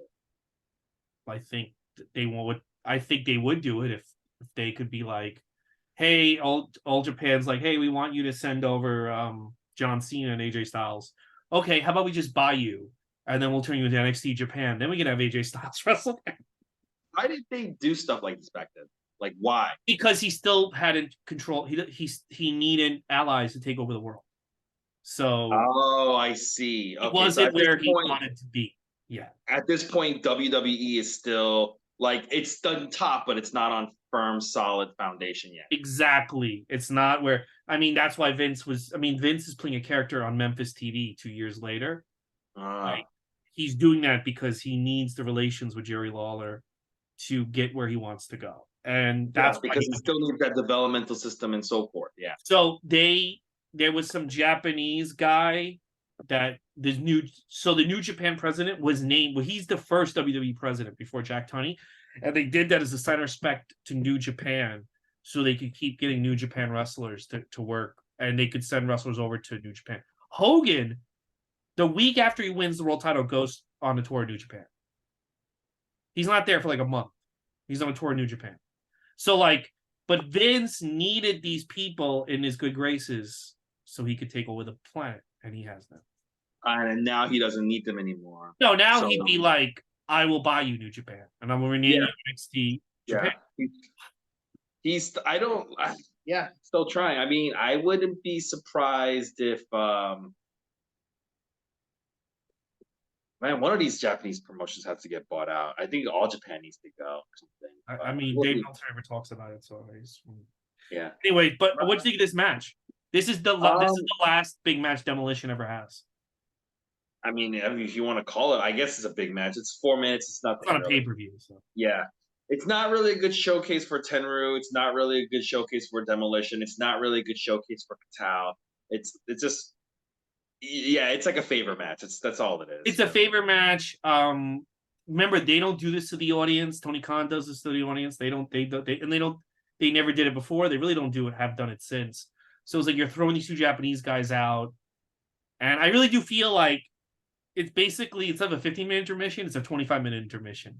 But Demolition and these guys are. No, I think that's why they put it in there, because probably some people aren't back from intermission. Yeah. No, absolutely. And instead of making a squash, they gave these guys a little bit of time to give people time to keep like buying beers and shit. Yeah.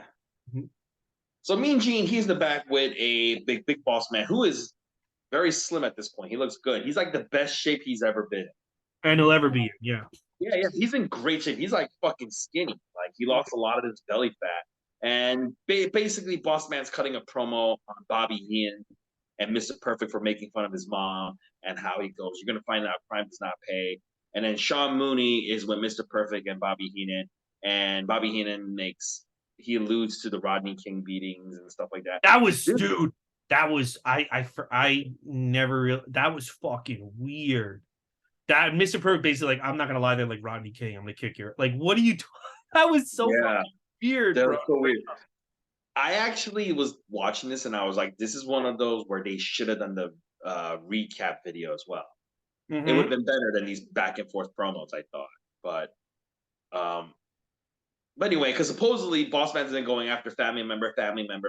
Yeah. He goes up to. Well, we saw that at the Royal Rumble. He beat up the Barbarians. Yeah. So we're gonna go to match number 9. It is for the Intercontinental title. It is Boss Man versus Mr. Perfect, the champion, with Bobby Heenan. Lord Alfred Hayes, he's going to join commentary because Heenan is at ringside. Mm-hmm. And the start of this match is very fun. Remember, Mr. Perfect has this towel, And they have a lot of fun with this towel where he fucking throws it at Boss Man's face. Boss Man wipes his ass with it, throws it back in Perfect's face. Fucking Boss Man spits on Mr. Perfect. So Mr. Perfect slaps Boss Man, but Boss Man chases him out and he slaps him back. Very fun little opening back and forth.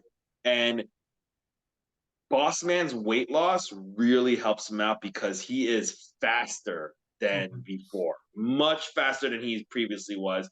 In fact, he's so fast, he's keeping up to pace with Mr. Perfect, who's very quick in the ring. Right? How did you feel about that? Right? Yeah, yeah. I never really got it too into this match, even as a kid and now. I think it's because he doesn't win, and I really think he should have won. He should have won. He never recovers from not winning this match. Technically, he does win, but Yeah. I remember I didn't watch this pay-per-view, so I don't know what the finish is. A lot of times when I'm watching these, I don't know what the finish is because I want to see how it goes. And this is probably the best Boss Man match that I've seen up to a certain point. Okay. All right. Okay. Because wrestling wise, he's very good. He's very quick. He if you watch previous Boss Man matches, he does good moves, but he's lumbering a lot because he's a big fat fuck, right? But this one, he's like fast. He's like his punches are quick.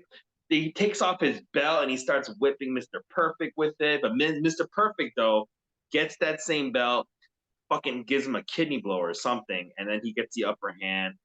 He hits this great move where Mr. Perfect's snapmare that he Yeah. does. Yeah.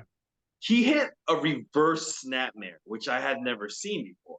It's like instead of him grabbing your head and flipping forward, he grabs your head and he fucking flips backwards. So Boss Man body angle it looked bad. Like he fucking went backwards. And even commentators are like, your body's not to bend that way. But like he wouldn't have done this when he was a big fat fuck, you know? No. Yeah, but it's good. That it looks fucking sick. Boss Man basically does get the upper hand back, but it keeps turning his attention to Bobby Heenan. And they send him to the stairway and he hits the stairs. And it looks like it's like not going well for Boss Man because he has to worry about Bobby Heenan distracting him and fucking Mr. Perfect. When all of a sudden Andre shows up. That's right, Andre the Giant, former stable member of Bobby Heenan, shows up and he fucking clocks Mr. Perfect with the Intercontinental belt. Both men are down. You're like, oh shit, at this point, there's a fever pitch because now you're starting to see like, oh shit, not only is this a good match, but Andre's here. You think the fucking belt's gonna go to Boss Man? When all of a sudden, stupid ass Haku and Barbarian show up and they fucking attack Boss Man for the DQ victory. It was such a fun match until that shitty fucking ending and it ruined everything. Yeah, that's the reason why I never liked this match is that in my little kid memory, it's that Andre looks awful. He shouldn't have been out there. Yeah, that's true. The finish is fucking lame. Boss Man doesn't get his revenge, and then they move everyone on because Boss Man then enters a few with the Mountie, and I do think Boss Man does get on a roll as a worker. I think he's really trying to prove to Vince that, hey, I can be the guy. I'll lose more weight if you want. I can move. And after his feud with Nails, he kind of gives up and then is eventually fired and then goes to WCW where he stinks up the joint for years. So, yeah, no, it was. I can see how you like the match, but I'm watching it, waiting for fucking Andre to come out and just ruin like his legacy. This is one of those matches you should watch as a great example of how a stupid finish can ruin an entire match. Because that's what it did. Yeah, that's what it is. Yeah, it's a fun match, but the ending is so bad it ruins the entire thing. It's terrible. Andre shouldn't have been on TV ever again. And they keep putting him on TV, and like you're giving the audience false hope that he's going to get better and go back, but like. Well, him coming out here kind of did make sense. Like, remember, he's like, yeah, but he can't do anything. Yeah, but so when he hit Perfect with the belt, and you think this is what's gonna help, like he's evening the odds, and yes, you think Boss Man's gonna win, and instead he fucking DQs win, and Andre's trying to give him the endorsement by raising his hand. It's just like, man, if they had if Andre hitting perfect with the belt had led Yeah, that to should have. Bossman winning the belt, I think it would be a different story. But Yeah, just yeah, but that's stupid. I don't know why he. I don't know why he didn't pull. I don't know. I don't understand why some triggers are not pulled. telling you. I'm telling you. We keep going. We don't know. We know. I think he already knew because remember Bret Hart beats Mr. Perfect at SummerSlam. I think Uh, he knew I'm going with Bret Hart. oh, I thought it was because Junior suspected Bossman of sleeping with his daughter Steph. Bossman said, "Oh man, that Ronnie King video is awful," and Vince was like, "Fuck you, buddy." Eugene, he is with Donald Trump in the audience, and he's like, "Man, I love it. I love this stuff. I love WWE." And then he shows us Chuck Norris. He's with Chuck Norris, and he's with Henry Winkler, and he's with fucking the guy who's the Hulk, Mm-hmm. Lou Ferrigno, I believe is his name. Let me tell you something. I'm not impressed. None of these fucking jobbers have been on Wonder Years, all right? So fuck you. Yeah, I'm not impressed by any of these stupidest stars. I know But yeah, it's they got everybody. They got fucking everybody there. yeah, they're just overloading. Meanwhile, Jason Hervey's sitting in catering with Eric Bischoff. Yeah. Yeah, they really went over with the stars. They had so many. It's like This you is didn't yeah. have to. Well, You it's didn't also have to Holly. have It's that. also L.A. So they want Yeah, to look at all the stars that are in L.A. yeah. We're gonna go to match number 10, Earthquake with Jimmy Hart versus Greg the Hammer Valentine. This is not a complete squash because Hammer, who's a good guy at this point, he does get to drop Earthquake with a fucking hammer elbow. So I mean, he gets to do that at least. But he gets distracted by Jimmy Hart for Earthquake to fucking do the Earthquake splash on him for the victory. What did you think? I mean, it was what it was. It's a waste of Earthquake on this show. The guy's a good worker. You're kind of wasting him in this match. So. Supposedly, this was the reason why Patel didn't want a fucking job to him. He was like, "It took you 4 minutes to beat Jim Greg Damn Valentine. Fuck you! I'm not losing to you." I know Greg the Hammer Valentine didn't like being in Rhythm and Blues, but he looks so awful. It's so like he looks like yesterday's. He looks more yesterday's news than Jimmy Snuka. Yeah, yeah. Greg, because he didn't keep his body in good shape. Number one, No. right? And at least okay, ethnicity can be a gimmick, right? Mhm. Like so, Jimmy Snuka's gimmick is that he's like fucking from the islands, right? Mhm. Whereas in Greg the Hammer Valentine is just like plain white American. It's not a gimmick. You can't just go around calling yourself the Hammer and think that's good enough. You know, it just he had like no hammer themed shit too. Like I would have liked it if he fucking came out with a hammer. Why didn't he just come out with a hammer? Why couldn't he Well, come out he with a has the hammer? hammer on his robe. No, no, he should have came out with a giant hammer, dude. He should have came out with a He should have. You sledgehammer. know what? He should have like started like fixing up houses when he turned good, and Yeah, yeah. and then he Dude, also if Greg the Hammer Valentine came out with a fucking sledgehammer, he would be looked at totally differently. You know that? Dude, Hacksaw Jim Duggan needed to just come out with a fucking 2x4 and he got over like huge. well, You know? I'm telling you, he should have came out with the fucking hammer. It's simple. I don't know. I don't know. Like, well, it's whatever. over. It's over for Greg Valentine. It's over. It's over for him. Yeah.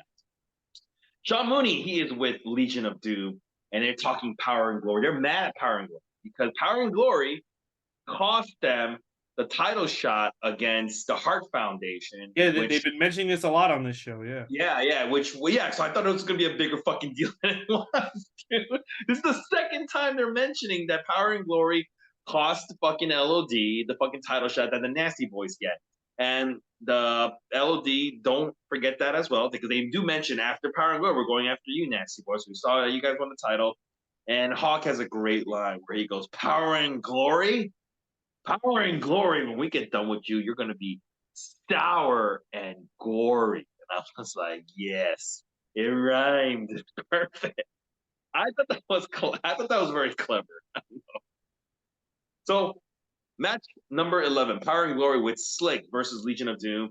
LOD hits Paul Roma with the Doomsday Device for a 1 minute victory, I believe. What did you think? This was an awful squash, and I'll tell you why it was an awful squash. Power and Glory look like they're not even into it. Like Hercules just kind of like they the whole point of the squash is like look how dominant Legion of Doom are. And you can tell Power and Glory are just not with it. And I kind of agree with them. It wasn't time. to turn these guys into jobbers. It wasn't time yet. And you've been building this story, and you're building Power and Glory as a legit threat to Legion of Doom, and then they get squashed. But this is, I know we talked about Hercules, the power bomb. He also is barely selling on this one. He's on the outside, just standing there, like, you know what I mean? He's also like kind of protesting the squash here. So I had a theory about this. I was wondering, because like they do build it up and stuff a lot. I was wondering if maybe originally they had more time, and because some matches went a little long, they had to cut time, and they decided to cut time on this match, and that pissed off Power and Glory. That like it went from like maybe like a and then Vince just gave up on it because they never. It's over for them. They become jobbers. Maybe it was supposed to be like a 7-minute match, and they go, dude, Macho Man went long, and we gotta. This is now just gonna be a squash match, and they were like, "Fuck you!" Then I'm not fucking putting my best effort. I went to my first show ever in December of 1990, and the Hart Foundation Power and Glory had a really long match, and it's really weird to me. They went from December having long matches with the Hart Foundation to getting squashed, but it's over for them after this. They're never taken seriously ever again. Maybe you're right. Maybe they had a shitty attitude. If that's the case, like the kind of time got cut, and maybe they had a shitty attitude about it, and Vince was like, "Well, if you're gonna have a shitty attitude about it, I could just fucking fuck you guys. I don't need to fuck with you guys anymore." That's what happened. All right, we're gonna go to another well built up match. I thought Virgil and Ted DiBiase do a recap of everything that happened that led to this point. We're gonna go to match number 12: DiBiase versus Virgil. Piper comes out on a fucking crutch, and he calls out Virgil, who comes out to no music. But we get a loud Virgil chant. He is fucking over. And let me tell you, man, Virgil's offense. I understand why this guy never made it. This is why this guy never made it. His offense, his entire offense, consists of a lot of weak looking punches. They look terrible. The punches. They don't look good at all. He hits 2 clotheslines, 1 back elbow, and 1 takedown. And here's the thing. I don't know if he did this on purpose or not. Ted DiBiase does all the same moves in this match, but he does it all way better than Virgil. Like, he does the back elbow better. He does the fucking clothesline. I was like, why'd you do the back elbow, bro? You should have, like, are you trying to show? Like, Virgil's so fucking bad at it, right? And I had to look this up. Virgil started wrestling in 1985. Yeah, and he's this bad in 91. Dude, why is he so limited? He's like fucking Shanky. He's been there so long, and he still can't do shit. Because he's not good. He's not good. Yeah. And they're trying. I mean, dude, they have Roddy Piper. Roddy Piper got in a motorcycle accident. Still, for real. Like, that was legit. Yeah. And that's like, he's a dude, brother. Yeah, this guy stinks. Like, he just, like, you could tell the fans want to be into him. The fans want to. Dude, I wanted to be. When I was a kid, I wanted to be into this so bad, and it's not a good match. And because DiBiase can't make it work. Yeah, because there's not anything he can do. Like if he should have like body slammed DiBiase something. He didn't do any of that stuff. DiBiase basically he goes outside and he pushes Roddy Piper down.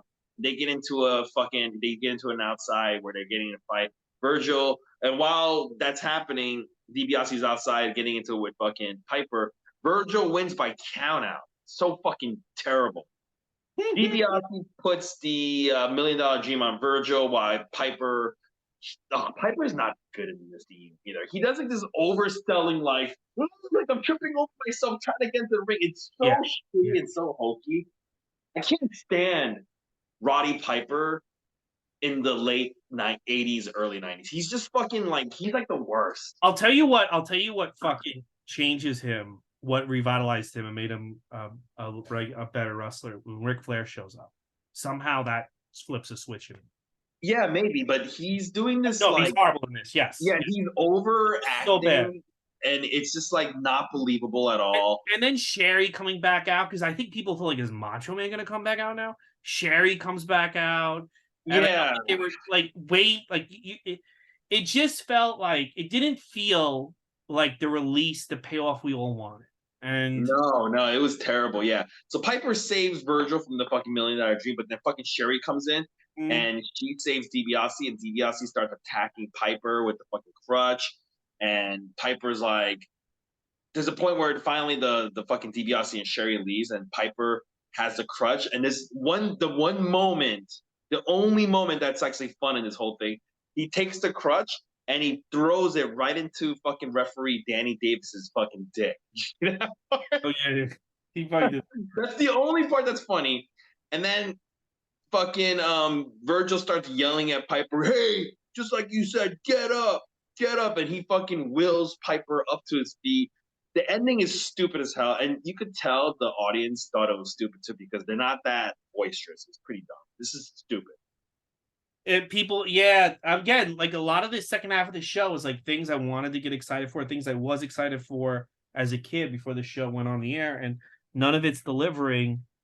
And Oh, you're right. It's a nosedive from nothing intermission. follow Warrior. This is the other thing I want to say.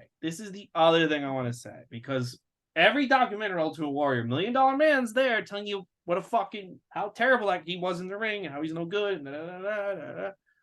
And people always go, "Oh yeah, they should have put the belt on DiBiase."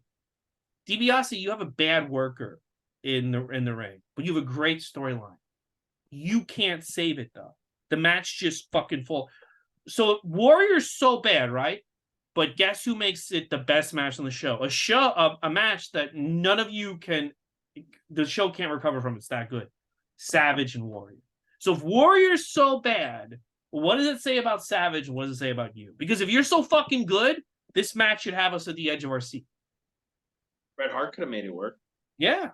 Yeah, I agree with you. No, I agree with you. That's a very fair point. If you're so good, you should be able to fucking be in there with a stinker and have a good match. Yeah, because the storyline's good. like Ric Flair. You can't be like, I'm only good when I'm in there with a good opponent or when the fucking storyline's right. Then you're not that fucking good. You know, you're like Savage the comic is there with who Warrior. can only kill when he's in a fucking perfect setting. You know, like stinks.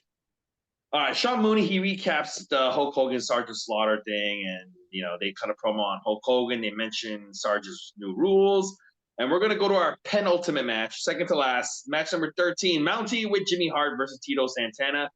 Mountie uses the cattle prod, like electric shock thing Really on fast. Tito for a 1-minute victory. I'm also thinking this is a match where time was cut. That's what I'm thinking. But guess what? Tito Santana takes it like a champ, and he still had a job for years, whereas probably Power and Glory was like, "This is bullshit." Yeah, Power and Glory. I'll agree with you. They probably told Tito, you're gonna fucking now just lose, just sell the fucking electric shock. And Tito was like, sure. And he fucking sells it. Yeah, he fucking sells it. And you're right. I think you're absolutely right. It might suck, but you know what? He's getting paid. You got to do the job right. And listen, we got to cut time. Hogan needs, and that's what people at that point. People are there to see Hogan, so get in, get out, and collect. I'm sure he got like 10, 20 grand. I agree. I agree with you, and this is probably why Tito had a job there for such a long time. Yeah, he's like a true professional. He's a professional's professional. Mm-hmm. Anyway, Mean Gene Okerlund, he recaps the whole Hulk Hogan thing. They're mentioning Sarge's new rules again, which I think means that Sarge is allowed to cheat whenever he wants, basically. Alex Trebek, Regis, and Marlon Maples, they all come out to do the ring announcing and the commentary and sucking Donald Trump's dick, probably. That's what they're all there. Marlon Maples just comes out and then you never hear from her. She's done. Mm-hmm. Match number 14, our main event for the WF Championship. Sergeant Slaughter, champion, with General Adnan versus Hulk Hogan. We get a really cool shot of superfan Vladimir in. I can't believe he made it to LA. Dude, I can't believe he fucking had front row seats. Dude, you know what annoys me? They had that documentary about him, and they haven't put it out yet. Yeah, that annoys everybody. WWF during the pandemic started showing like teasers about this documentary they made on Vladimir, who was a super fan, one of the original super fans of WWF. He's there from like back in like the 70s or some shit. I used to see this guy at Ring of Honor shows. He's like a super wrestling fan. And supposedly the documentary is so sad that they don't want to show it, and they just never released it, which is terrible. They should release it. I know, because I want to know how he got to LA, got front row seats. Because apparently Vince didn't even know. Vince Vince, when Bruce Pritchard was more honest on something to wrestle, Vince would be like, "How the fuck does this guy constantly get front row seats? I don't understand. I don't understand how this guy."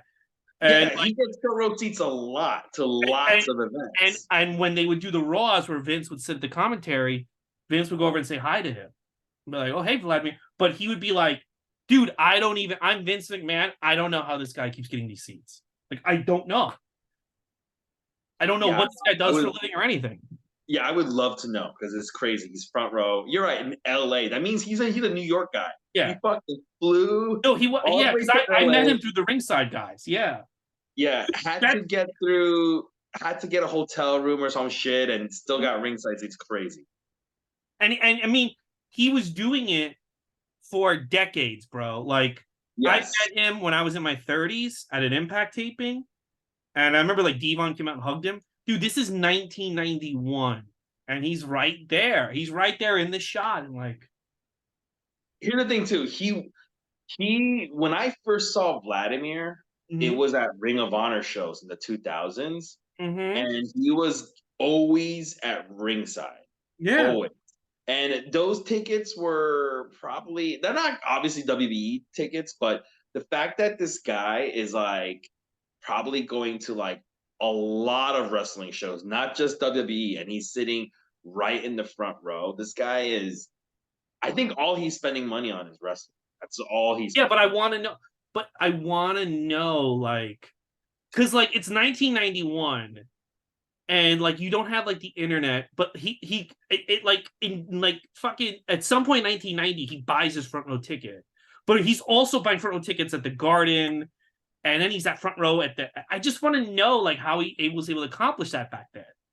Like it's got to be a good story. Yeah, I don't know, whatever. Well, he didn't suck Vince's dick because Vince was like, "Hey, what about mine?"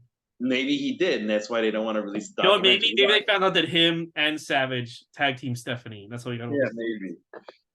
All right. So in this match, Sergeant Slaughter he hits basically Sergeant Slaughter's new Dude, rules that you he know can what? cheat. You know what was really good about this match? Bobby Heenan and Regis on commentary. Like they're talking about this party, this WrestleMania party. They're not even paying attention to the match, and this is like the main event of the show. And Yeah. Bobby Heenan and Regis is like, "Hey, can I come to your part? Can Kathy Lee come to the party? No, the invitations are full." Like I just like he's like, "Oh, I hope Slaughter wins. He can come to my party." And Girl Boss was like, "Why are you having a party?" Like it was just I don't know. It was really funny that No, it was kind of funny. Yeah, it they're not was. even paying attention to the match. I thought it This was match stinks. Yeah, it's not a good Dude, match. it was not a good match at all. The crowd, I don't remember the crowd being into this match, and they're really into this match. Crowd is super into this match. Lots of USA chants. Mhm. Sergeant Slaughter is cheating the whole time. He hits Hulk Hogan with a chair right in front of the referee. Mhm. Adnan holds up Hulk on the top rope in front of the referee. There's choking him out with fucking cables. You know, just everything.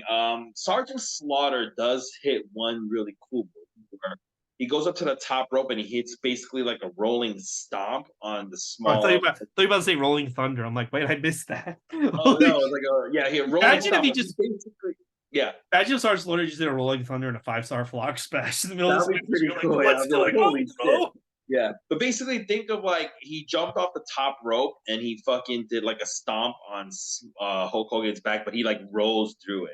The Yeah. crowd actually gasps at this because it does Dude, but look fucking devastating. Slaughter had that in his chamber. You know, I feel like a lot of these old guys could do the moves that like the really but I feel like he had his chamber and he's like, I'm pulling it out for WrestleMania. Like I'm gonna Yeah, show like them. why would you do it every single fucking match? Yeah. What? Why would you? No, why would you? Yeah, I agree. Why would you Yeah, if you could do the something like old that, why would you do it every mentality single is I match? don't need to do this, but he's like, Exactly. oh, now I'm really gonna work this match. Like I'm really gonna show people think I'm lazy and fat. I'm gonna show them what I can do. Yeah. Yeah, because that's why Sergeant Slaughter wrestled for decades Hmm. because he put all this wear and tear in his body. Yeah. You know, Like I feel like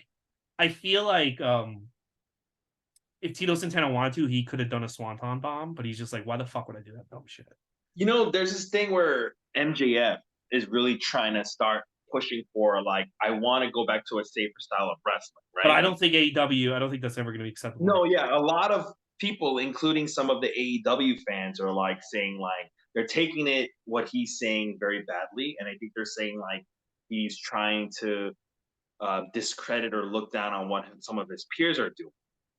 Well, I But see the voices around. You see Voice of Wrestling on an article that they feel like he's really like he's basically become the Miz, like worse than the Miz. It's a good dude, article. but he's right. That's how do you guys not I know understand? he's Like, right, but dude, the problem is AEW was built on Kenny breaking Omega's your gonna neck. hit what? Yeah, they're built on breaking your neck. Yeah, You I'm know, gonna hit 17 one winged angels and then kick out at like one. dude, Like they treat Shibata like a god, and I like Shibata's a this is the perfect example. Shibata when Kazuchika Okada, which is like he's the top guy in New Japan, when he was climbing up the ranks where he's stacking win after win on his championship belt, which ultimately he's gonna put them in a period of prosperity where they're gonna make lots of money. Shibata, like a fucking idiot, gave Okada a real headbutt. Like he did it on purpose, not an accidental. He gave him a real headbutt. It was so hard, he cracked his own skull. And he had swelling in the brain and he had to retire because of this. To the fact that even right now, New Japan doctors will not clear him. That's why he doesn't work for New Japan anymore. He works for AEW because they don't give a shit about stuff like that. That this guy can like die. If he had injured Okada with that headbutt and Okada can't wrestle anymore, dude, we would be saying this would be a totally different story, right? And this is a guy who gets praise in AEW. It's ridiculous. But this is what MJF's talking about. Like, yeah, let's go back to the old style where you bust out like a rolling stomp once in a while, and you fucking can wrestle for 40 decades if you want. It's stupid. stupid. It's stupid. Anyway, this match is stupid too.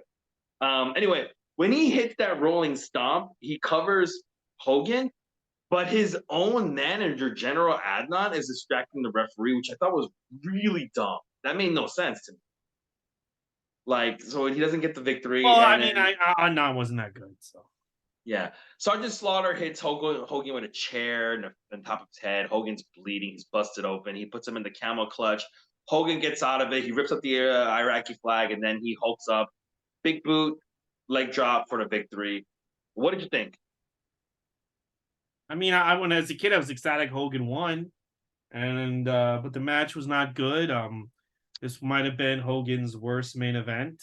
I mean, I think his match with Andre was worse work rate wise, but like, he had a great match with Bundy. I enjoyed the tag match at WrestleMania. One, Andre, I think the Andre match. The Andre match still had a story.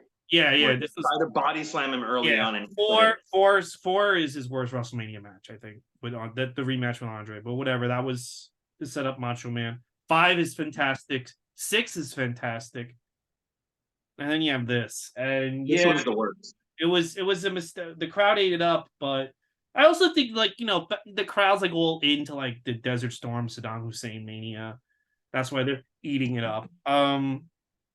Yeah, no, it wasn't. It's not that very good. So there you go. What do you think of that? Okay, so that's it for today. All in all, I would say, if you're a wrestling and completist, watch the whole show. But if you just want to watch some fun matches, watch until the Warrior match and then shut it off.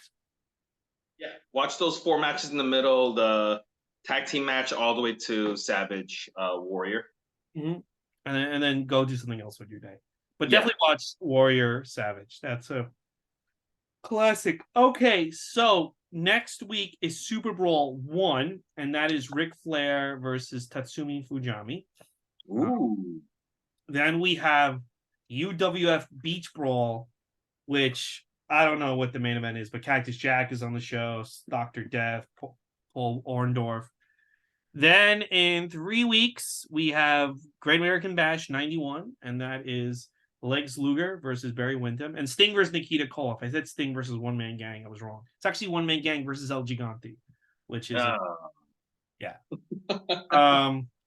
And then in 4 weeks, it's SummerSlam 91. We're back in the WWE.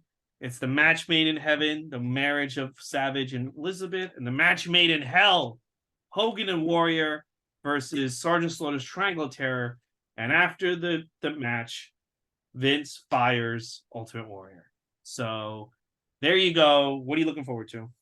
Probably the fucking SummerSlam, the WWE event. Really. Yeah, that That has some classic matches. That has one classic, really classic. Dude, at this point, WWF is putting on the more consistent show. The work rate is getting quality-wise. better. The work rate is What? getting better. On WWF, the work rate is getting better. Yeah. So and they not only is the work rate getting better, they also still have the storyline stuff, right? Yeah. So it's just a more entertaining show. Yeah. And then also SummerSlam 91 is they start to tease that Ric Flair is coming. So Ooh, interesting. yeah. All right, guys, that's our show. Please follow me on Instagram and Twitter, Ray Goots. Follow Andrew Lee, Andrew Son of Lee, and follow the podcast and subscribe and like us and comment. Tell us what you like, what you don't like. But yeah, tell me how I'm so great, guys. Yeah, tell me how he's so great. All right, guys, that's it. We'll see you next week for Super Brawl 1.